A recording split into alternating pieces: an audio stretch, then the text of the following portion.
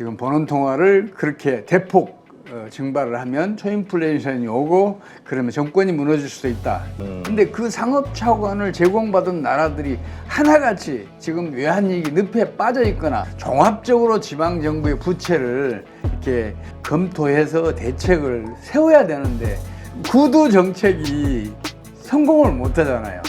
그러면 기대했던 것만큼 실망은 더 커져요.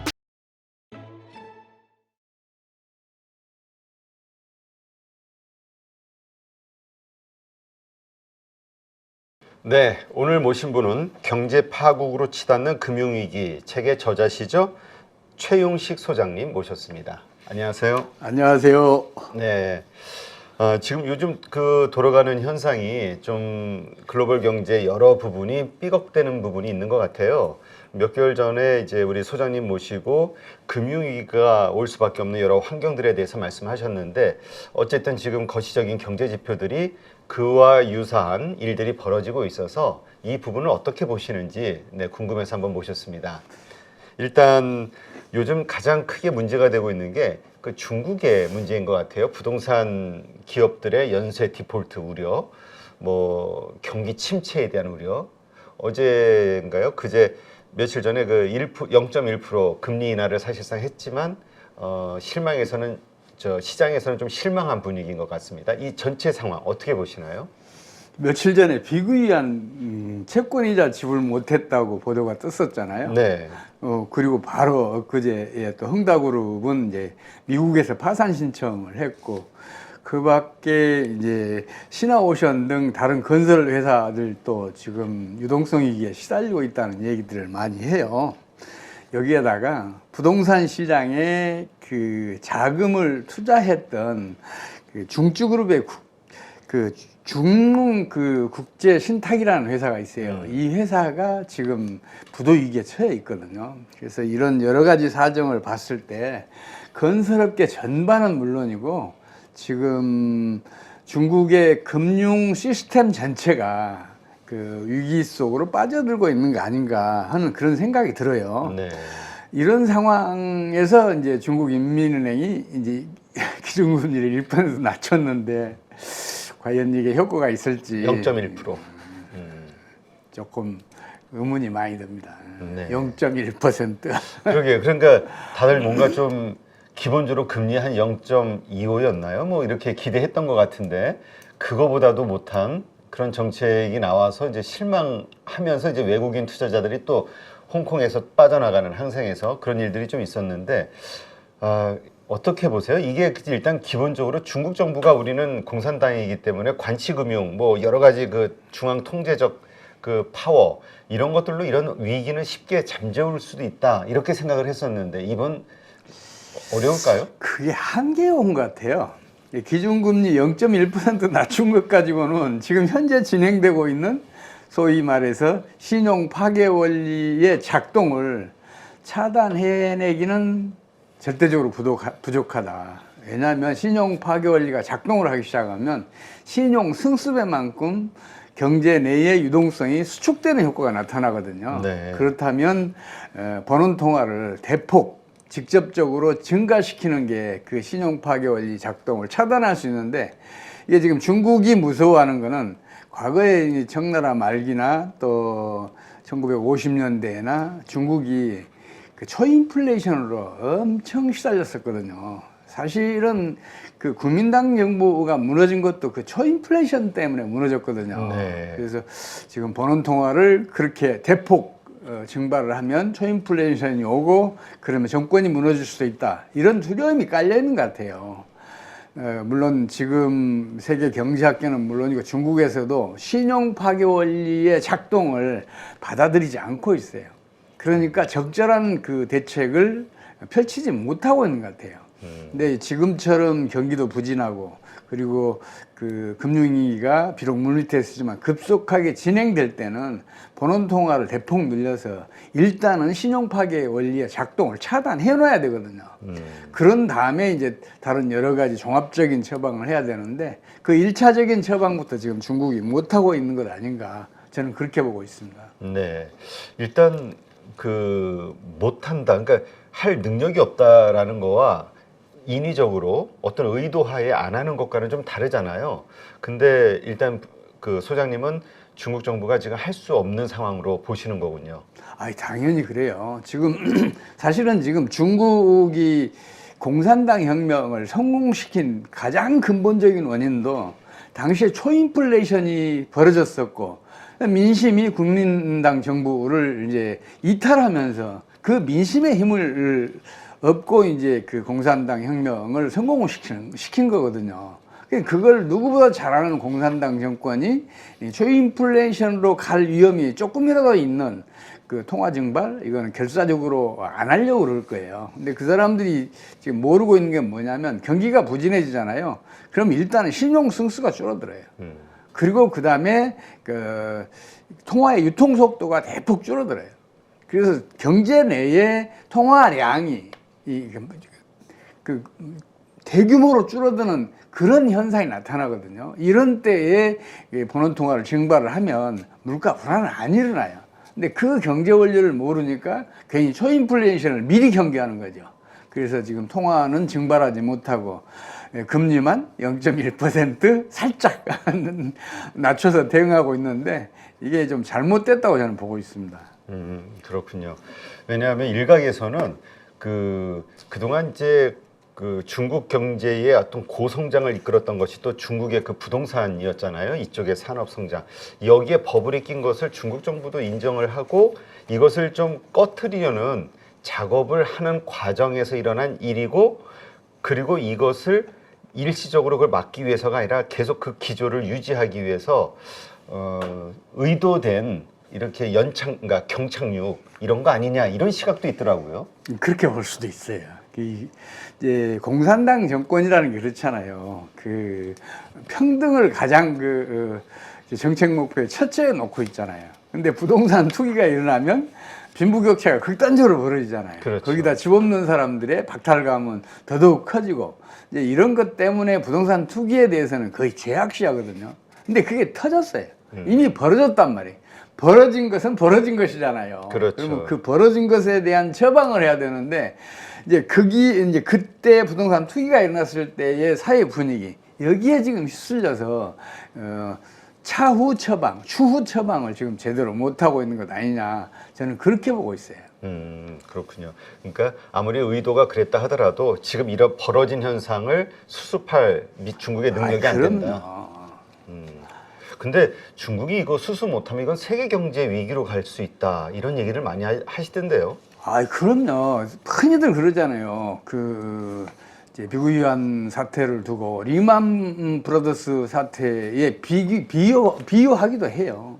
그거 잘 본 거예요. 만약에 그 중수그룹이 무너지거나 아니면 미국 위안 그 그룹이 한순간에 이제 파산 상태로 들어가거나 그러게 되면 리먼 브라더스 사태처럼 신용 파괴 원리의 작동을 지금은 수면 밑에서 지금 움직이고 있는데 수면 위로 끌어올려서 본격적으로 작동시킬 수 있어요. 그러면 금융 시스템 전반이 무너질 위기에 처하거든요. 그렇지 않아도 지금 중국은 굉장히 심각한 상태예요. 이제 그 중에서도 가장 큰 게 뭐냐면 1대1로 사업으로 무려 9,700억 달러를 상업차관을 제공했어요. 근데 그 상업차관을 제공받은 나라들이 하나같이 지금 외환위기 늪에 빠져 있거나 직면해 있어요. 네. 그래서 9,700억 달러가 지금 부실채권이 돼 있어요. 이걸 지금 안고 있는 중국 은행들은 어떻겠어요? 만약 시가평가하면 그 은행들 거의 다 지금 그 경영수지가 그 파산 직전에 가 있는 그걸로 비춰질 거란 말이에요. 근데 지금 시가평가를 안 하고 있으니까 그나마 덮여져 있는데, 그게 이제 심각한 문제고, 또 두 번째는 또 뭐가 있냐면, 중국은 그 토지 소유권은 국가가 가지고 있어요. 네. 근데 그 사용권만 매각을 해요. 그렇죠. 근데 지방 정부들이 그 토지 사용권을 매각해서 지방 재정의 30 내지 40%를 충당하고 있는데, 지금 부동산 경기가 완전히 꺾였잖아요. 거의 뭐 붕괴됐다고 해도 뭐 틀린 말 아니죠. 그래서 지금 지방 정부들 재정이 극단적으로 악화돼 있어요. 그래서 중앙 정부에서 지방채 발행을 허용을 했는데 이게 시장에서 소화가 안 돼요. 그래서 이제 지방금융공사를 설립하기 위해서 그걸 소화를 시켰는데 지금 지방금융공사가 지금 부도 직전이란 말이에요. 이것도 문제고 또 하나는 그 건설회사들 지금 그 부도 사태에 직면해 있는 게 이게 지금 신용파괴 작동을 지금 물밑에서 좀 하고 있단 말이에요. 헝다 그렇고 완다 그다음에 이번에 또 뭐 벽계원인가요? 컨트리 이런 식으로 가고 있는 이 모든 게 신용파괴 원리. 그럼요.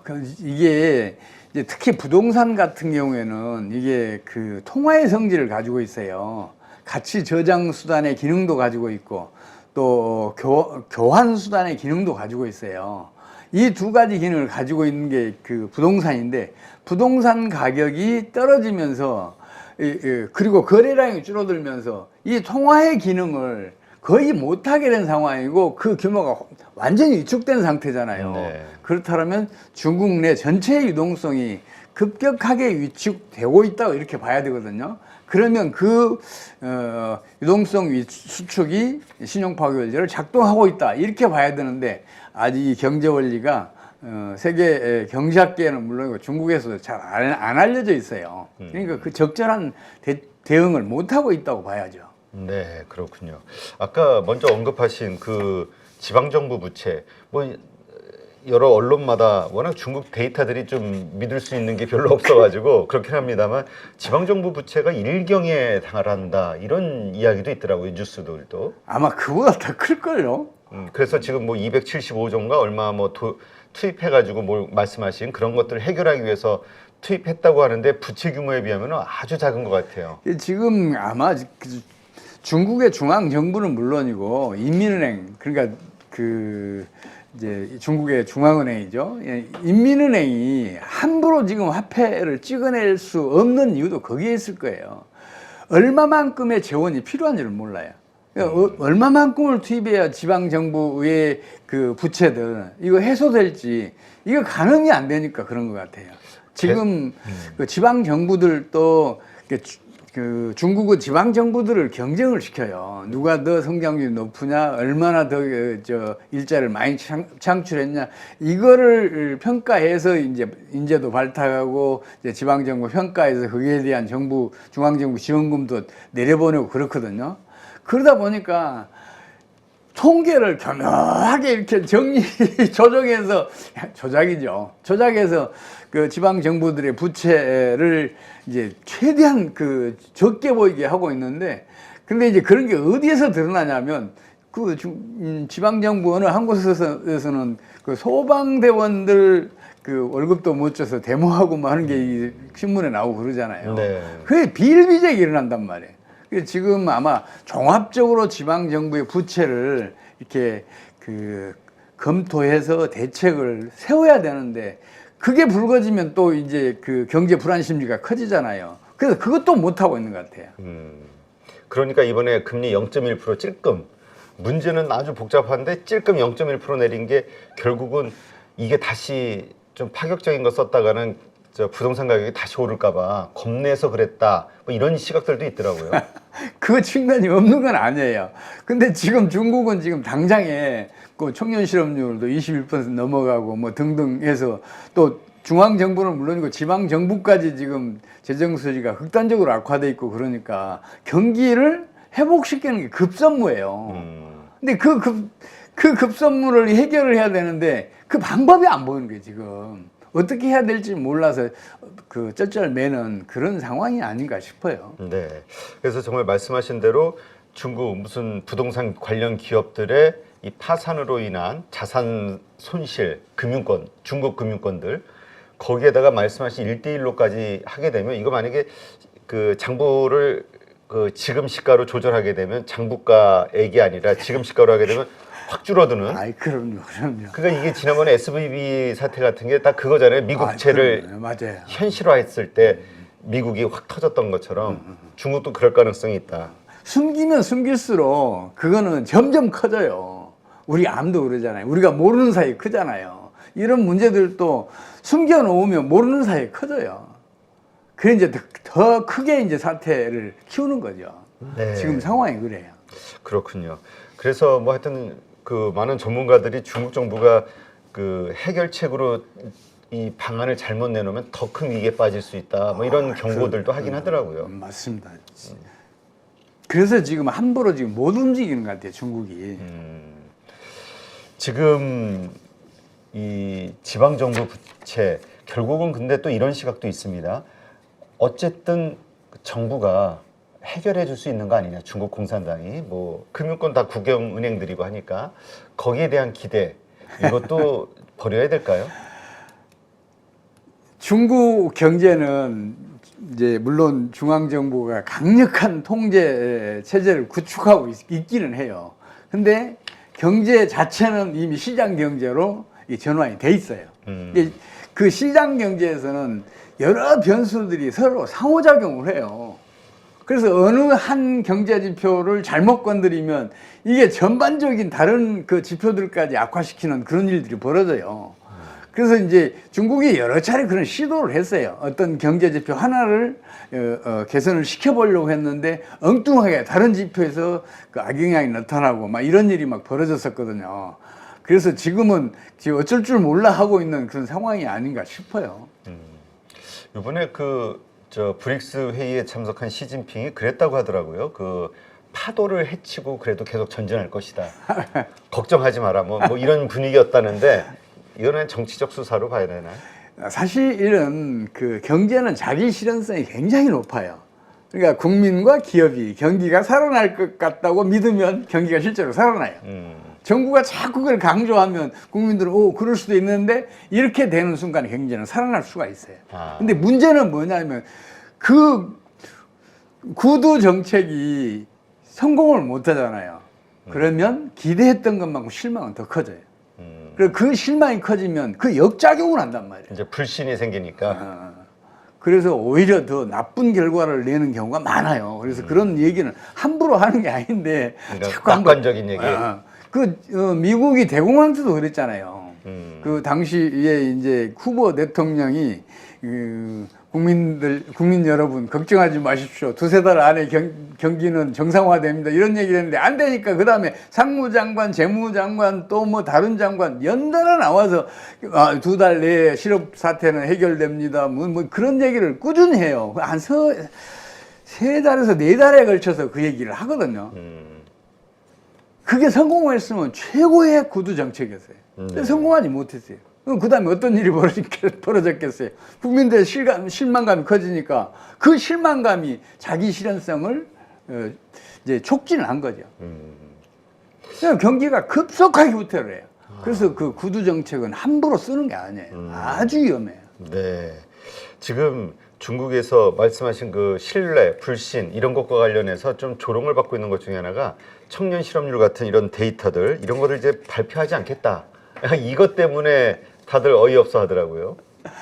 그만큼 이제 중국 경제가 사실은 어려운 지경에 갔어요. 지금 중국 정부는 청년 실업률 뭐 등등 이제 눈에 띄는 거 이거 발표하지 않겠다고 그랬는데 그 이면에 숨어 있는 다른 뜻을 좀 봐야 돼요.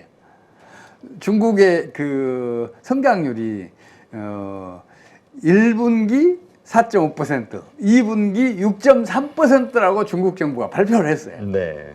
이 발표가 말하자면 어떤 의미에서는 구두 정책이에요. 경기가 살아나고 있습니다. 강조하는 거죠.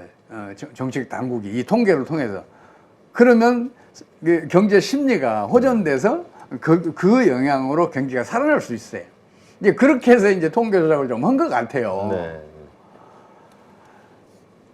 그리고 이제 물론 이제 경제가 살아났으면 이제 추후에 예를 들어서 3분기 성장률이 높아졌다 그러면 이제 추후에 보정을 하면 돼요. 1분기, 2분기. 근데 이게 하강을 하고 있어요. 그러니까 보정할 기회가 없어진 거예요. 그러니까 이 통계를 발표하지 않겠다고 얘기를 했는데 이거는 이미 한 달 전에 그때 이미 그 징조가 나타났었어요. 그때 그 소위 중국의 주요 경제 지표들, 그러니까 세계 어느 나라나 발표하는 그 경제 지표를 다른 나라 기업이나 정부에 제공하면 간첩으로 방간천법 처벌하겠다. 소위 방첩법을 만들었었잖아요. 그때 이미 예정됐던 것 같아요. 그래서 지금 가장 중요한 거는 중국의 경제 성장률인데, 경기 동향인데, 이거를 지금 중국이 이 상승으로 못 끌어올리니까 당황을 하고 그걸 숨긴 것 같아요. 이미 중국은 지난해 4분기에 마이너스 성장했을 거예요. 1분기, 2분기도 마찬가지로 마이너스 성장했을 거예요. 네. 신용 파괴원리가 작동하고 금융위기가 비록 물밑에서만 진행하잖아요. 그러면 실물 경기에 아무리 긍정적인 변수들이 작동을 하더라도 이 통화금융 부분이 이렇게 부정적이면 경제는 절대 살아나지 않아요. 경기는 급속하게 후퇴해요. 네. 그래서 지난해 4분기부터 후퇴한 것으로 볼 수가 있다고 저는 봐요. 왜냐하면 지난해 4분기에 이미 그 전력 소비량이 마이너스를 기록했거든요. 전력 소비량이 마이너스 기록했는데 산업 생산이 플러스일 수가 없잖아요. 그렇죠. 가정용은 점처럼 잘 안 줄어요. 근데 산업용은 등락이 좀 있잖아요. 그렇다면 산업용 전력의 소비量더 많이 줄었다는 얘기거든요. 그렇다면 산업 생산이 그만큼 줄었으니까 마이너스 성장한 것으로 그 추측을 할 수가 있어요. 근데 중국이 발표한 성장률은 플러스였어요. 그리고 지금 뭐 여러 공신력 있는 기관들에서 중국의 그 GDP 성장률 이거를 자꾸 깎는 것 같아요. 지금 고성장하던 국가인데 뭐 2%대까지 떨어질 수도 있다 이런 경고들이 나오고 있거든요. 저는 그것도 좀 과장됐다고 봐요. 이제 지난해 말부터 그랬었잖아요. 이제 코로나 사태에도 불구하고 봉쇄 정책을 풀었잖아요. 그래 경제 활동이 정상화되고 또 주요 자본 가격도 떨어지고 다른 주요 원자들도 가격이 떨어졌으니까 중국 경제에 그 호재로 작용할 것이다. 이렇게 판단을 하고 올해 중국의 성장률은 5%대를 회복할 것이다. 국제 경제 전문기관들이 대체적으로 전부 다 그렇게 예측을 했잖아요. 네. 근데 이미 틀려졌다는 것은 이제 다 알고 있는 거죠. 이제 그 기관들부터서 2%까지 낮췄으니까. 근데 지금도 실물 분야에서는 호전될 여지가 좀 있어요. 근데 문제는 실물 분야가 아무리 긍정적이더라도 통화금융 부분이 부정적이면 맥을 못 쳐요. 사람도 그렇잖아요. 소화기관이 소화를 잘 해봐야 혈관계가 흡수된 그 영양분을 제대로 공급을 못하면 사람 생명이 위험하고 체력이 그렇죠. 극단적으로 떨어지잖아요. 그런 일이 지금 중국에서 벌어지고 있단 말이에요. 근데 이제 자꾸만 이제 주로 서구 사회 중심으로 화폐는 실물의 그림자에 불과하다는 이런 고정관념이 지금 퍼져 있어요. 그러니까 통화금융을 자꾸 예면해요. 그러니까 경제 전망이 자꾸 틀려질 수밖에 없죠. 지금 그 국제 전문기관들이 전망하고 있는 중국의 성장률은 좀 과장됐다. 저는 그렇게 보고 있습니다. 뭐 그 정도까지 떨어지진 않을 것이다. 아예 더 떨어진다는 얘기죠. 아, 더 떨어진다고요? 분기별 성장률은 마이너스 5%대까지 떨어질 수도 있어요. 지금 굉장히 위험해요, 중국은. 그렇군요. 지금 중국은 이미 2019년부터서 금융위가 진행을 했어요. 이게 금융위라는 홍수를 거대한 댐, 그러니까 그 중앙정부의 강력한 통제경제 체제라는 그 거대한 댐을 건설해서 그거를 이제 홍수를 막아내고 있었는데 지금 그 물이 넘치고 있다니까요. 그 대표적으로 이제 그 1대1로 사업으로 9,700억 달러 상업차관 제공했는데 그게 이제 부실화돼 있고, 그리고 지방정부들, 그리고 지방금융공사들 부실이 거대해져 있고, 뭐 이런 등등의 통화금융 부분에 이제 부정적인 요소들이 많잖아요. 네. 그래서 이런 것들이 지금 강력한 통제 경제 체제라는 댐 위로 지금 물이 넘치고 있어요. 근데 댐은 물이 위로 넘치면 그건 반드시 무너집니다. 지금 그 직전이라고 저는 판단하고 있어요.